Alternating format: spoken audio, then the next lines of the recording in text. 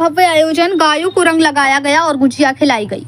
मुरादाबाद में शुक्रवार को कानून गोयान स्थित श्री रामगंगा गौशाला में रंग की एकादशी के शुभ अवसर पर गायों को रंग लगाने व गुजिया खिलाने का आयोजन किया गया। कार्यक्रम में मुख्य अतिथि के रूप में डॉक्टर विशेष गुप्ता, पूर्व अध्यक्ष बाल कल्याण आयोग, उपस्थित रहे। इस दौरान बताया गया कि ये श्री रामगंगा गौशाला 100 साल से अधिक पुरानी है, जिसका संचालन एक 18 सदस्यीय द्वारा किया जाता है। इस गौशाला में 150 गाय हैं, जिनका दूध आंख, पेट और कैंसर के रोगों से बचाव करता है। कार्यक्रम की अध्यक्षता निर्यातक महेश चंद्र अग्रवाल ने की व संचालन सीए अजीत कुमार अग्रवाल मंत्री द्वारा किया गया। वहीं कोषाध्यक्ष पवन अग्रवाल ने सभी का आभार व्यक्त किया। इसी अवसर पर मुख्य अतिथि डॉक्टर विशेष गुप्ता जी ने बताया कि जैसा कि होली के पर्व की शुरुआत हो चुकी है और रंग एकादशी है, उसके लिए मैं सभी क्षेत्रवासियों और देशवासियों को होली की ढेर सारी शुभकामनाएं देता हूं।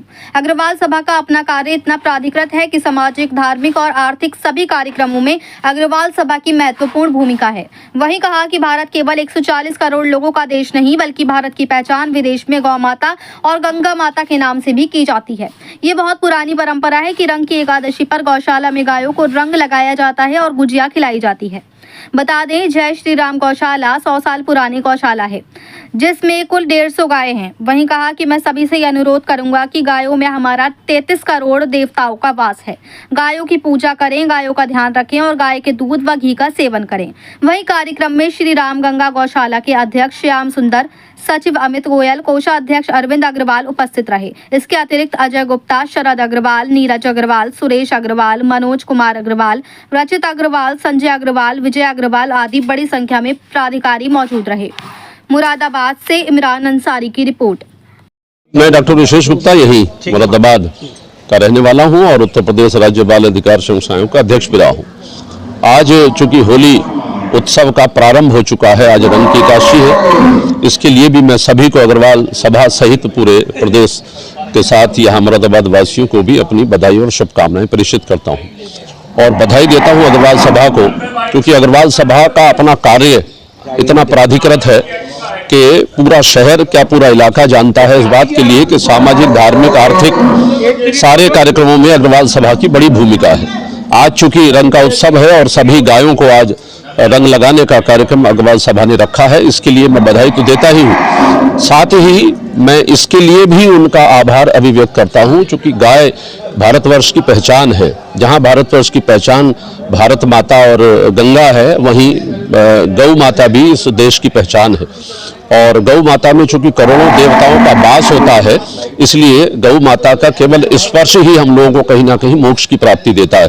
और गौ का चाहे गोबर हो, चाहे गौ से जुड़ी जितनी भी उसकी चीजें हैं, वो सभी इस मानवीय रोगों को दूर करने में अपनी बहुत बड़ी भूमिका अदा करती है। तो हम सभी को कहीं ना कहीं गाय के साथ जोड़ना चाहिए, क्योंकि गाय इस भारत माता का महत्वपूर्ण अंग है। और भारत जो है वो केवल 140 करोड़ लोगों का देश नहीं है, बल्कि भारत की पहचान विदेशों में भी गौ माता से, गंगा माता से और भारत माता से होती है। आज इसकी रंग की एकादशी के अवसर पर अग्रवाल सभा द्वारा श्री रामगंगा गौशाला में गायों को रंग लगाने का और गुंजिया खिलाने का और चारा खिलाने का प्रोग्राम रखा गया। ये एक बहुत पुरानी परंपरा है कि रंग की एकादशी पर गौशाला में गायों को रंग लगाया जाता है और उन्हें गुंजिया खिलाई जाती है। ये श्री रामगंगा गौशाला 100 साल पुरानी गौशाला है। इसमें करीब 150 गाय हैं, लेकिन उसमें कुल 70 गाय ही दूध देने वाली हैं। बाकी जो का खर्चा आप सबके दान से और उससे ही होता है। गाय का दूध, मैं सभी से कहूँगा कि गाय के दूध का सेवन करें। गाय का दूध पौष्टिक होता है, हल्का होता है, आपको दिल के रोगों से, बीपी से, शुगर से, कैंसर से प्रतिरोधक क्षमता आपकी बढ़ाता है और किसी भी हर चीज में, हर रोग से आपको बचाता है। गाय का घी का भी सेवन करें। सुबह डेली 1 चम्मच गाय का घी लें और इसके बाद एक थोड़ा सा सेंधा नमक चुटकी भर लेके आप थोड़ा गुनगुना पानी पिएं। ये भी आपको बहुत फायदा करेगा। गोअर्क जो है, गोअर्क बहुत ही फायदा करता है। गोअर्क से पूरी बॉडी डिटॉक्साइड हो जाती है और हम कोई भी पेट के रोग से, किसी भी या पेट के रोग या कोई भी हमारा अगर कोई स्किन का रोग है, उससे भी आप कोई पीड़ित नहीं होंगे। गाय के जो गोबर का उपला है, उसकी यदि घर में धुनी करते हैं तो घर में शांति रहती है और कोई भी हमारी नेगेटिव ऊर्जा उसमें नहीं आती है और कोई भी कीटाणु और वो सब चीज़ों से दूर भागते हैं। मैं सभी से आज के हमारे जो मुख्य अतिथि हैं डॉक्टर विशेष गुप्ता जी हमारे बीच यहाँ मौजूद हैं और हमारे संरक्षक भी गौशाला के भी संरक्षक हैं हमारे और हमारे अग्रवाल सभा के भी संरक्षक हैं वो भी हमारे बीच मौजूद हैं। मैं सभी से ये अनुरोध करूंगा कि गायों में हमारा 33 करोड़ देवताओं का वास है, गायों की पूजा करें, गायों का ध्यान रखें और गाय का जो भी उसकी गाय का दूध, गाय का घी उन सबका सेवन करें। गाय की हर चीज फायदेमंद है। गंगा गौशाला जो मुरादाबाद मंडल की सबसे प्राचीनतम गौशाला है और मुरादाबाद मंडल में सबसे पहली रजिस्टर्ड सन 47-48 से जब रजिस्टर का चालू हुआ था तब से ये रजिस्टर्ड है। मैं इस गौशाला से क्योंकि मेरे परिवार मेरे पिताजी सन 50 से इस गौशाला से जुड़े हुए हैं और 2000 में उन्होंने मेरे को इस गौशाला का कार्यभार दिया, तब से मैं इस गौशाला को देख रहा हूँ, संभाल रहा हूँ।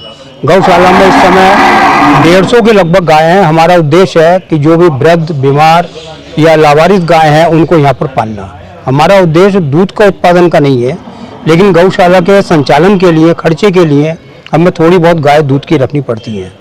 आज की तारीख में लगभग 20 लाख रुपए का दूध साल में होता है, जबकि गौशाला का खर्चा 50 लाख रुपए साल का है।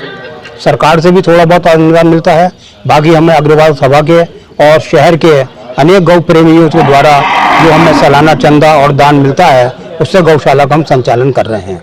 आज गौशाला का जो वर्तमान स्वरूप देख रहे हैं वो वर्तमान कार्यकारिणी द्वारा लगभग 10 साल पहले इस नए स्वरूप को दिया गया।